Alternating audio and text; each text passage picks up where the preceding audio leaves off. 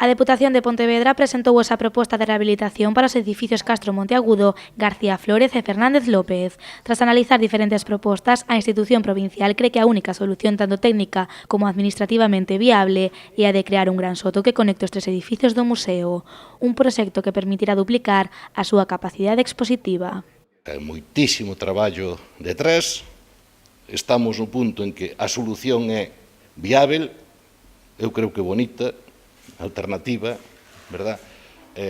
Lograda como todo, cando se dá moitas voltas, ao final logras encaixar. Ao principio non se ve, buscan solucións non difíciles ou simples, ou que se quere que tal, ou que aparentan natural, e ao final sempre se topa, se se traballa suficiente e demais, non? Unha obra complexa inspirada neste museo francés. O público entrará a través dun acceso único situado no edificio Fernández López. Este estará unido ao Castro Monteagudo por un soto a nivel -1. A continuación, os usuarios poderán acceder a un segundo paso subterráneo que conectará o edificio Castro Monteagudo co García Flórez. As plantas inferiores e superiores estarán comunicadas cun novo ascensor, dende o cal se poderá acceder a un miradoiro.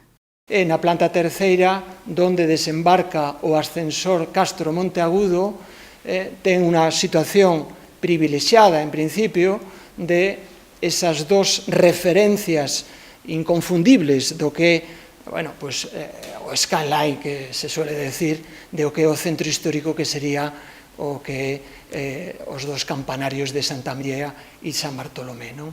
Esta proposta de rehabilitación foi xa presentada a Patrimonio e a Servizos Urbanísticos do Concello.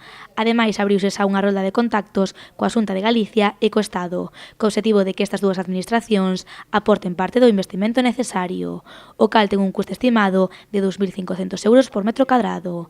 A previsión da Deputación de Pontevedra é que estas obras comecen a mediados de 2021.